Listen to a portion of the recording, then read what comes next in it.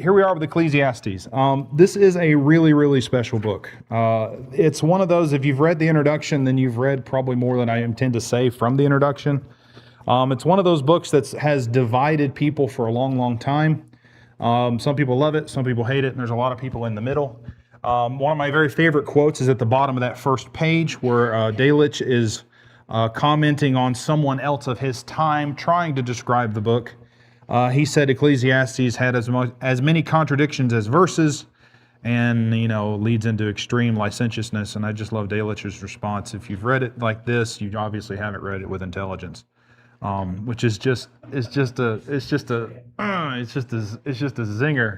That's kind of survived the centuries. It's not a book with contradictions. It's not a book that's satire. It's not political comedy, as one writer suggested, which I thought extremely stupid. This is a man who has arrived at the very top of everything you can accomplish in human achievement.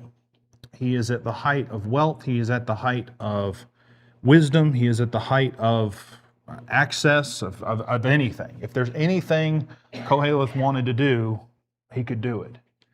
And he looked around after all this, and he said, he gives you the point of the book in 1 verse 2, that everything is absolutely pointless. That standing at the top, looking down at the entire human experience, he says, I've looked at it all, I've tried it all, I've probably eaten most of it. There's nothing there. It's just blah. There is no point to all of it. He's not the only one to arrive at such a conclusion. The humanist perspective, which really pushes God to the side and really out of the mindset. They say everything that has to be explained in reasons that don't involve God, that can't have anything to do with it. Once that happens, people have tended towards a couple of different conclusions. Nietzsche's conclusion was that, well, everything's meaningless, and why do we keep on going, right? Nihilism, there's no point. There's nothing to do, nothing to see, no point to even continue existing. Others have looked at the problem and said, well, cool, since there's no point to everything, do whatever you like and call it everything what you want, right? You can see how that would appeal to modern sensibilities, right? 2026, you can identify as whatever you like, and your truth matters, and it's just as valid as everyone else's, even though we all know that's foolishness. I wanted to show you a picture. I found this poem in Thomasville, Georgia. I was down there for a meeting recently. And if you look closely at the picture, you can probably see the reflection of my Crocs on the bottom side of the glass. But this was in a storefront window in downtown Thomasville. Okay, it's called the Hominid's Prayer, right? Hominid as in, human being in scientific terms. It says, please God, don't light for me a burning bush, don't chase me with a whale, don't send me another cross to bear, just give me back my tail. I don't need to go to heaven, I don't want to go to hell, just leave me here in Eden and bid me fare thee well. In essence, I'd just rather be an animal here on earth and rather God be out of the picture. Right? This is the sort of thing you tend to whenever you look at the world without God. Right? The other quotation I put in the introduction was from Bertrand Russell, famous atheist.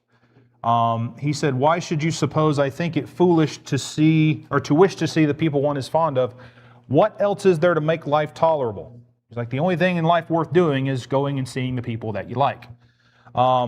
We stand on the shore of an ocean crying to the night and the emptiness. Sometimes a voice answers out of the darkness, but it is the voice of one drowning, and in a moment the silence returns. It's like you have baked this cake, now you have to eat it, right? You have concocted your worldview, you have made everything godless, and then said, then what? Right? This is where you wind up, right? You wind up with everything means nothing. You can call anything whatever you like because it doesn't matter at the end of the day, right? Just leave me alone if there is a God, and the only thing we have are the people in our lives, and even that doesn't really satisfy everything. Real winner of an introduction, right? This is a real build you up type moment. Very uplifting. Yeah, it fits the book. If you've read the book, it's like, wow, this is. If it wasn't inspired, you'd say, wow, this. I don't know about this. This is somebody's got a problem, which I'm actually going to get to in a minute. I'm not going to read to you all the authorship, date, title stuff.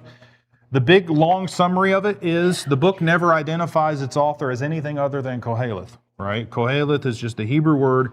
It means either convener or assembler or collector or preacher, right? One of those four is probably what's translated in your Bible.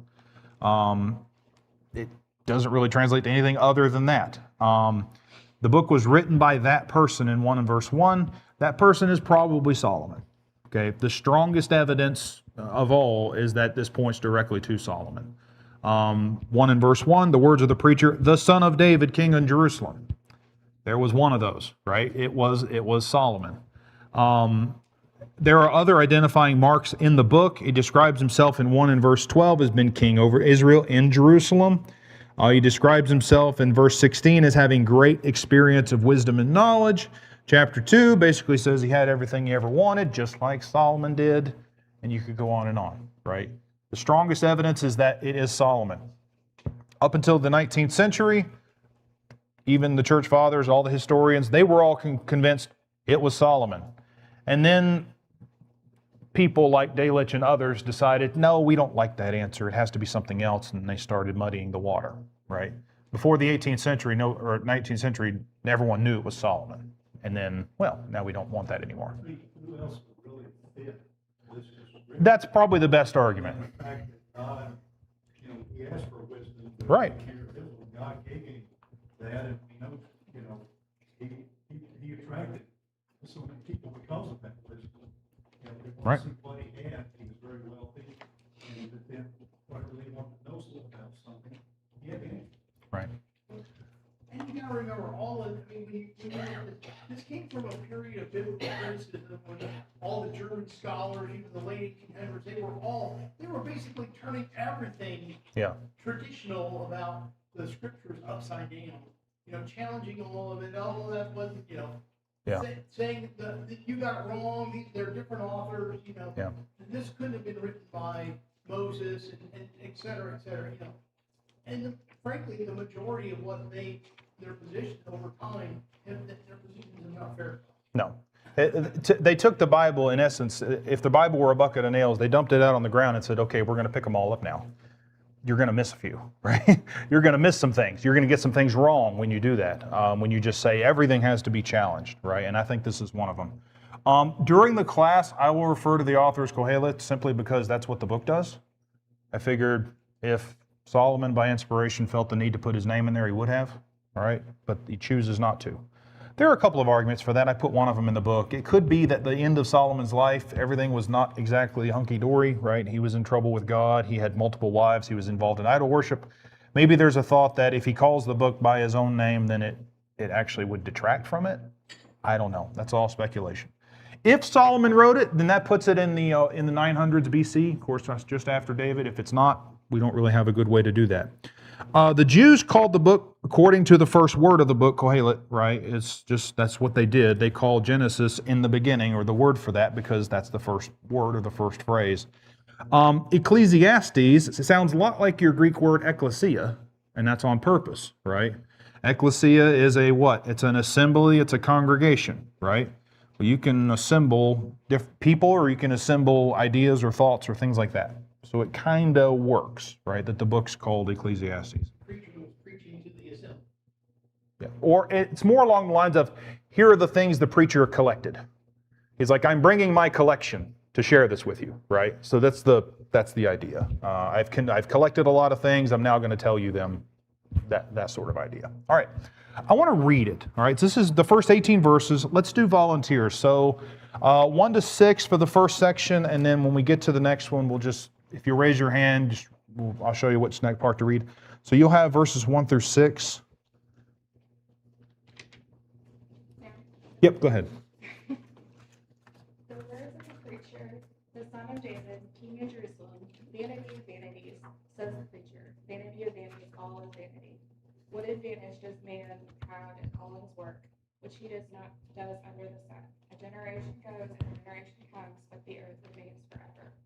Also the sun rises and the sun sets, and hastening to its place, it rises there again. Blowing toward the south and turning toward the north, the wind comes swirling around, and on its circular courses the wind returns. Okay, 7 through 10. Who's next? Anybody? Go ahead.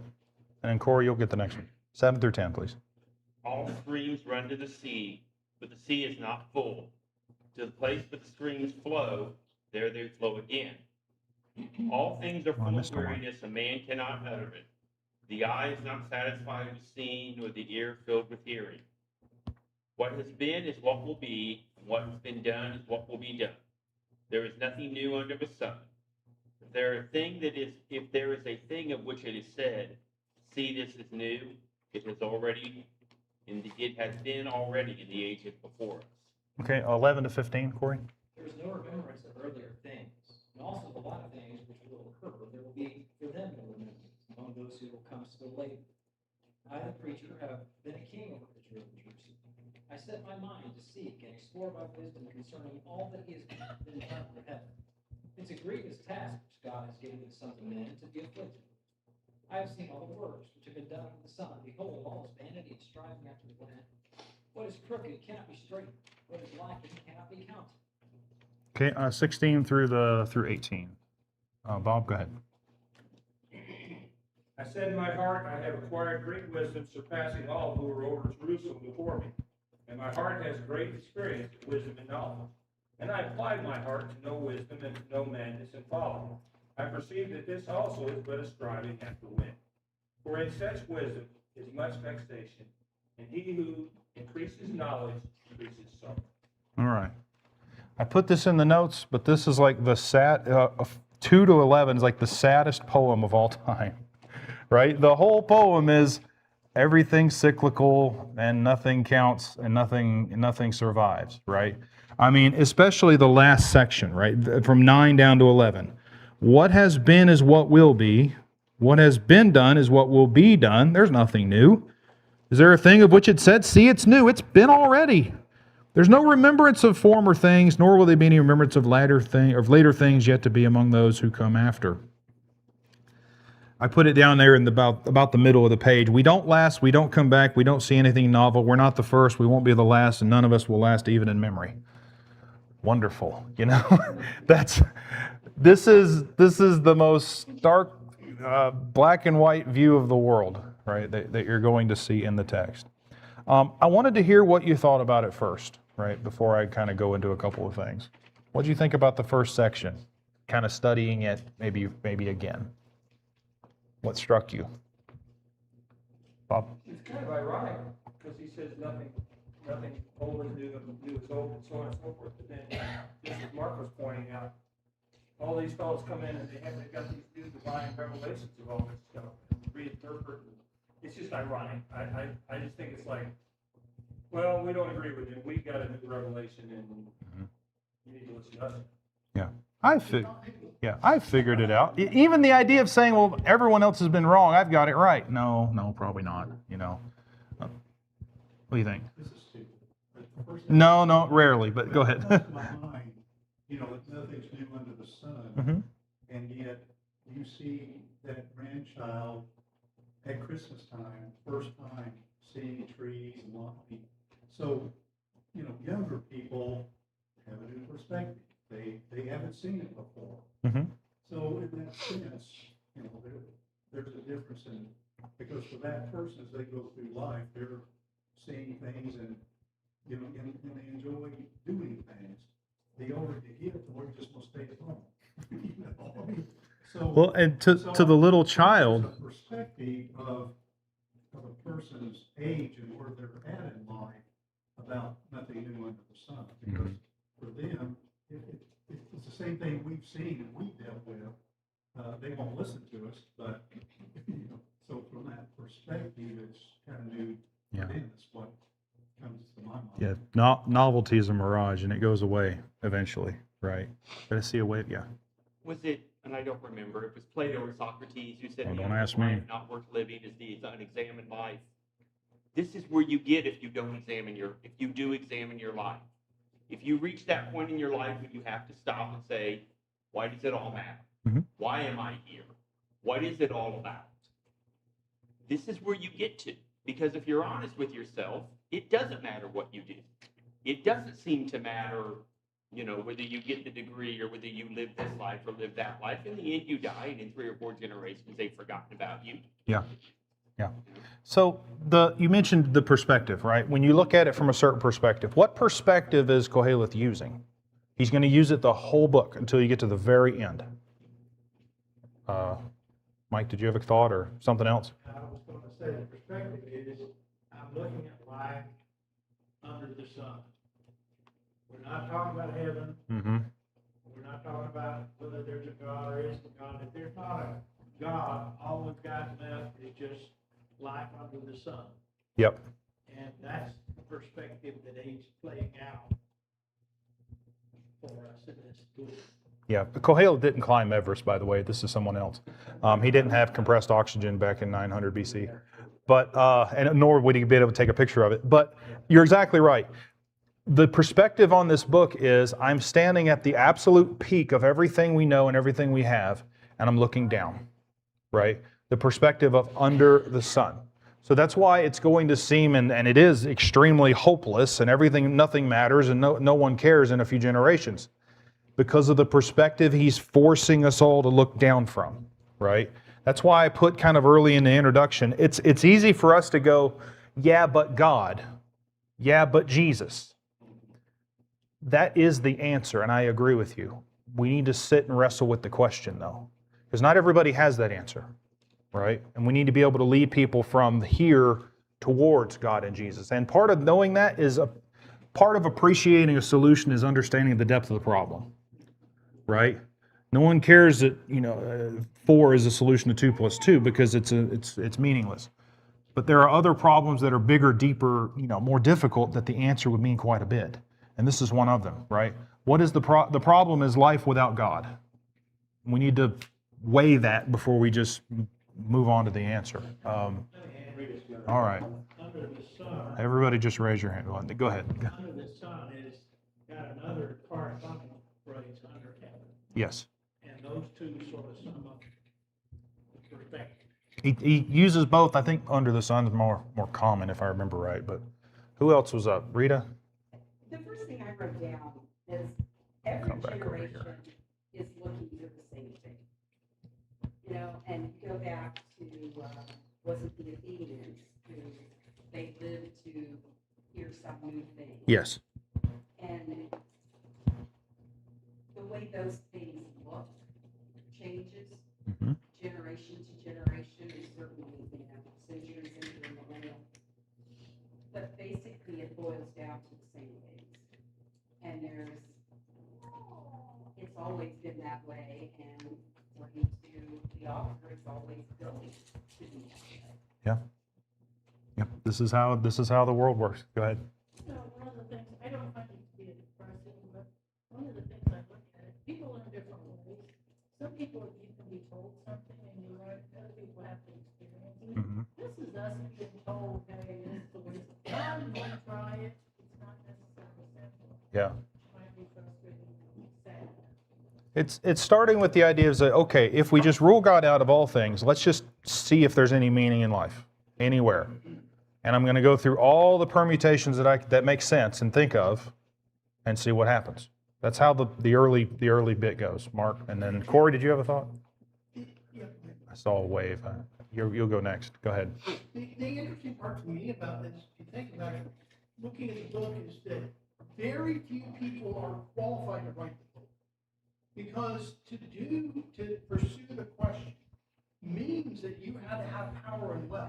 Right. And there aren't many, and frankly, and an interest in pursuing wisdom relative to God. Yeah. And most of these people were idolaters. So you start looking at how many people through history would be qualified to take on this kind of a work. There aren't many. Yeah. And so it's unique in the qualification of the writer to have all this available to pursue it. And not to think about, well, what would it be like to have servants? Actually do it, Yeah. And so that's the interesting. He didn't just think about it, he did it, and then came to the conclusion after trying it. Yeah. Whoever wrote this, presumably Solomon, right, had the means to do that. So Corey? I don't know if the word is actually used in the text, but it's about finding fulfillment. Yeah. When you look at all of the things, there is temporary fulfillment in most all of the things that he lists, simple or not. If you try them, you're going to find some temporary fulfillment in that, but it's not lasting. It's not going to sustain you. Again, this phrase always gets in my mind about chopping on ice. If you're really, really hungry, Yeah. you can get a mouthful of ice and chew it all up, but you're still going to be hungry after you're done. Yeah. That's how all of these things find themselves. They will not fulfill. Yep. He is trying it, and he's telling you the conclusion up front. It's like, look, nothing at the end matters, right? Time erases everything, which he's going to get more into time a little bit later in the book.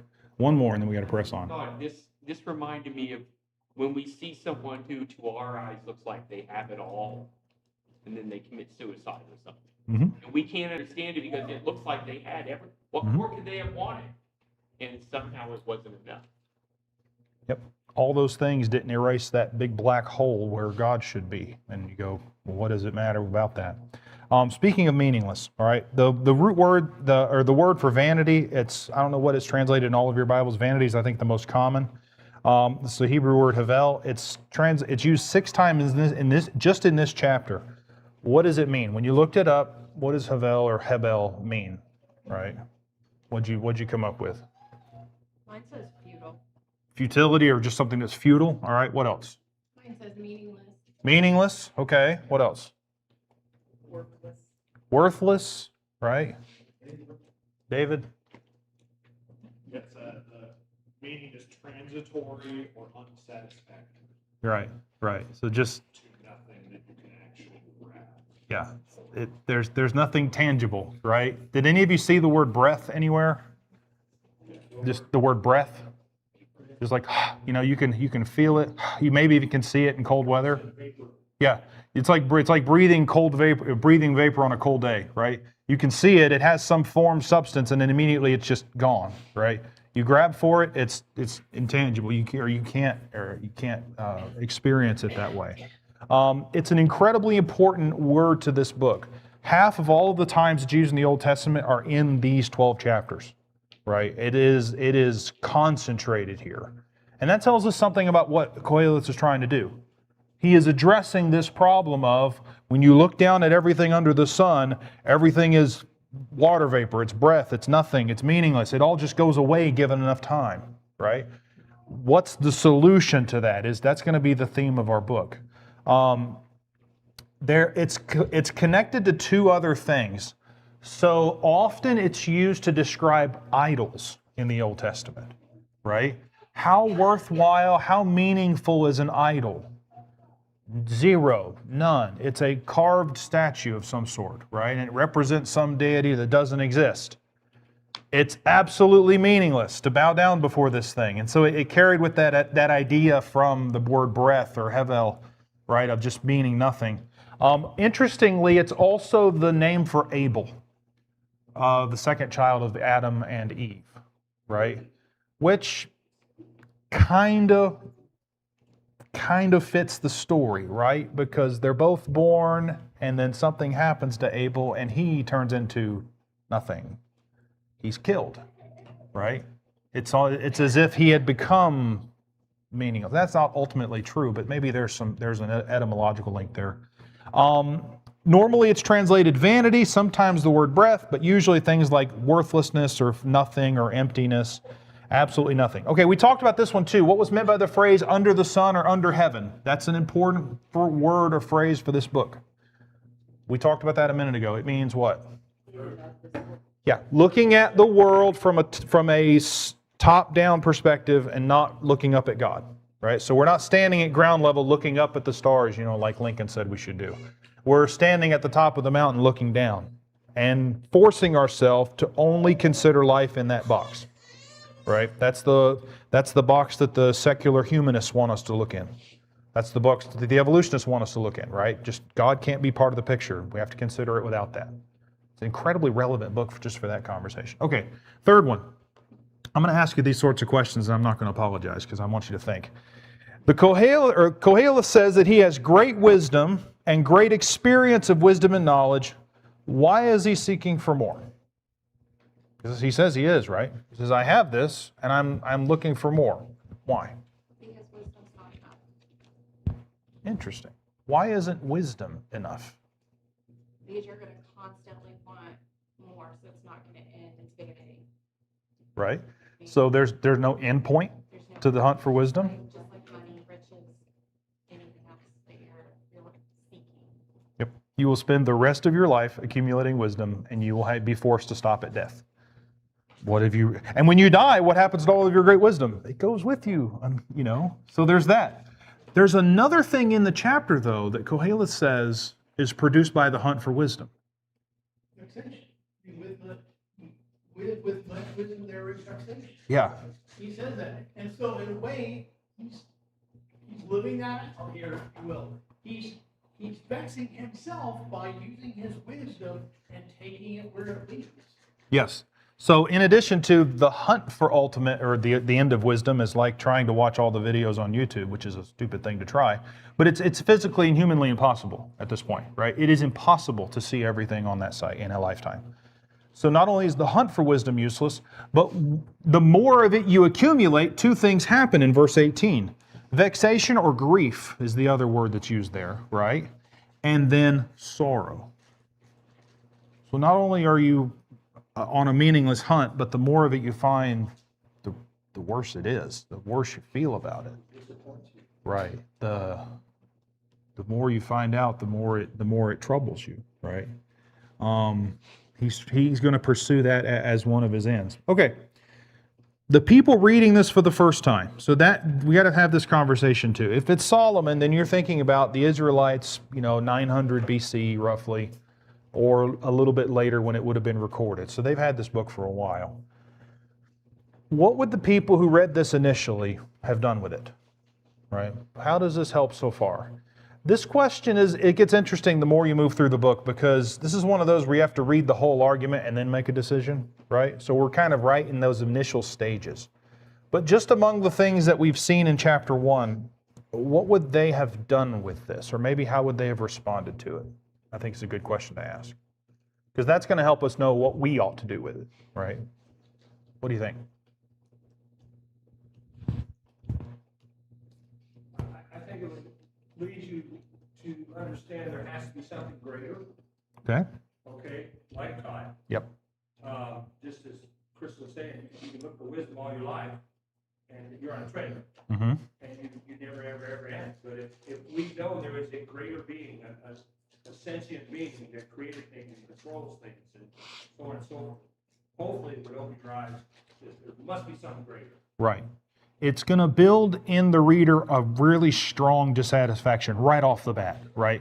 A really strong sense of, well, I thought everything was I thought everything had purpose and meaning just on its own. And so Kohelet's like, no, it doesn't. Just look at it long enough and you'll see, right? So the first purpose of it is to build that nagging feeling that has to be satisfied. Mark, what'd you think? There are times when you read a good book where, in effect, the first chapter gives you most of the story, but you want it to be, how did you get to that? Right. How did that happen? And so this is one of those accounts where he lays out the executive summary, but then you want to know, well, how did he get to that conclusion? Yeah. What did he do? 1 verse 2 is one of the better hooks in all of the Bible, right? It's like, okay, you got your introduction in verse 1, and then he just starts, everything's meaningless. And you're going, wait, what? We were supposed to kind of go about this kindly, and he just gets up there and just says the thing, It does grab your attention a little bit. It makes you want to kind of go, what's this guy's problem? All right. What else? Yeah. I think if you were a thinking person, this should look familiar, because you would have thought these problems. If you're not, hopefully it makes you think. It makes you think, what will happen when I'm gone? Yeah. Why does it matter what I do? Mm-hmm. Those, like I said, those big questions. Mm-hmm. Why am I here? What does it all mean? Where is this all going? Right? It even for the whoever you would think of it. How do I want to put it? Even the person who's not used to thinking really seriously about things is going to look at this and go, yeah, the sun does rise and set every day and nothing changes. Yeah, I don't remember my great-grandparents. You're right. Now what? So they're going to agree with it. Mike, you do. Every man. Yes. It may not be today, but you've been there on Yes. different days, Mhm. where you you felt this same feeling, and you've been disappointed with something that's happened, you lost everything, you had a death in the family or whatever, and what's life all about? Yeah. You're grappling with it. It's Losing everything. there's a bit of a, in terms of a nagging feeling, there's also, I think, going to be a bit of a frustration built in. Because Koheleth in like 2 through 11, he looks at the world around him and he goes, the world's not really changing. We hear the arguments, right? The world's getting warmer. That's what was it? The mayor of Paris accused the Americans of that recently. That's why it's so hot in France, is because the Americans are warming the planet. Well, okay, sure, right? We've been burning things for millennia and haven't managed to warm it up yet. That being aside, we look at the earth and you go, the earth kind of just renews itself all the time, but we don't, right? We're the only thing that doesn't persist on the planet is humankind. With the exception of the animals and so on. But there is a frustration with that. Some cultures have addressed that by saying, well, the earth's circular and, so is humankind. That's the Hindu perspective on the world. Reincarnation, right? If you're a good person, you come back as a better person. If you're a bad person, you come back as a frog or a dog or, whatever, right? That's how they've addressed this problem of, what do you mean if just life ends? Well, it can't. It must come back around to the other end, right? That's how they've tried to answer that. Okay, what's the contrast being drawn? I just said it a minute ago, in 4 through 7, and what's the point of it? There's a contrast in those 4 verses. What's the contrast being drawn there? Transitory nature of life, Right? and then the earth being the same. Yes. It's humankind versus the earth. The earth just kind of seems to just keep on ticking around. Everything just kind of happens the way it's supposed to. Sunrises, sunsets, seasons, all that stuff just kind of happens. We don't do that. We're here for a brief speck of time, and then we're not. And that's, reconciling that's sort of the big deal here. What application could you make from this recognition of the futility that's in 8 to 11? Right? Everything's full of weariness. What has been is what will be, so on and so forth. What's an application you could make from that passage? Someone that's not Mike, because he just answered my question. What's that? You want a good one or a bad? Either way, we'll take it. That's for us to judge, right? Go up your hands and say, what does it matter? Nothing matters. Yeah, one bad application is the Epicurean version, right? Nothing matters. Do what you like, eat, drink, and be merry. Go live your life. You're going to die anyway. You might as well enjoy it while you're here.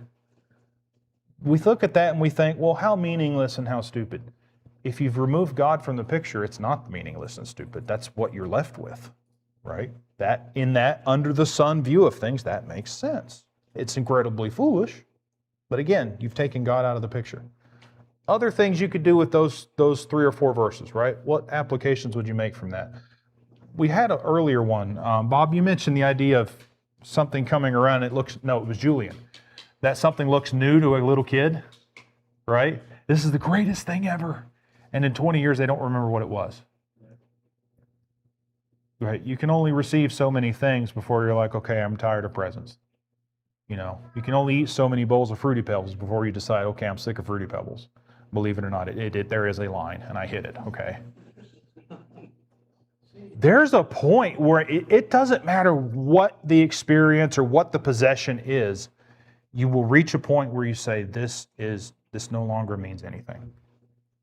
So now here's the conundrum. What about all the times before?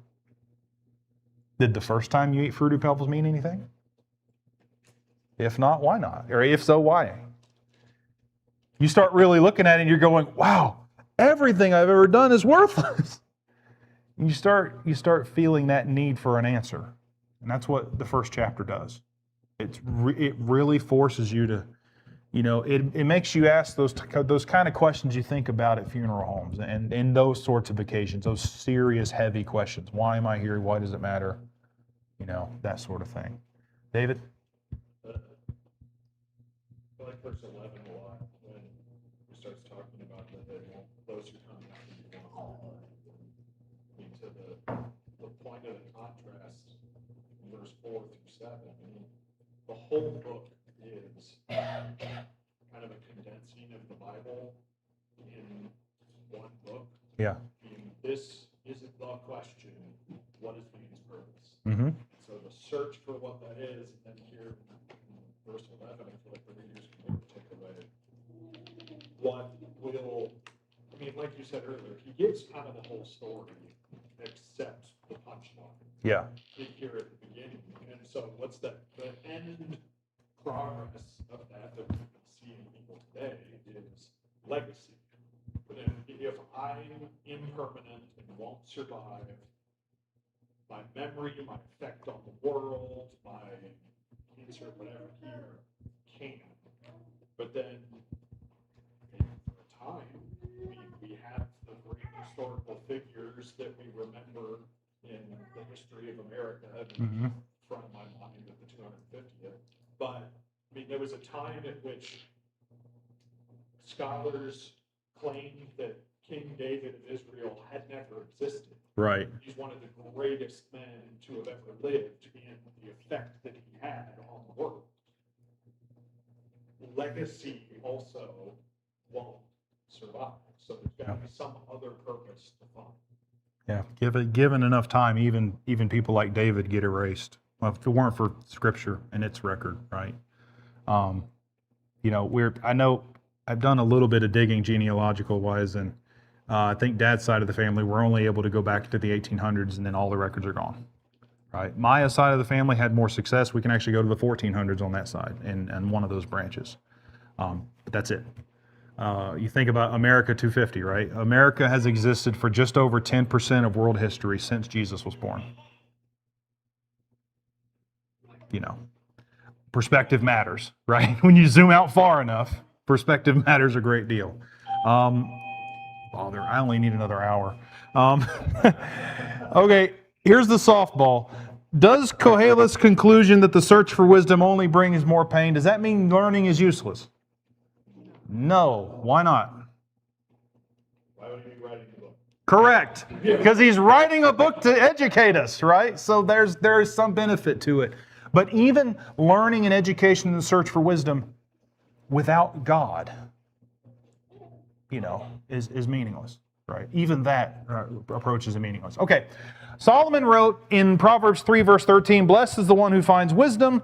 The guy who we think's probably Solomon said, "No, wait, hold on. Wisdom is vexation and striving for wind."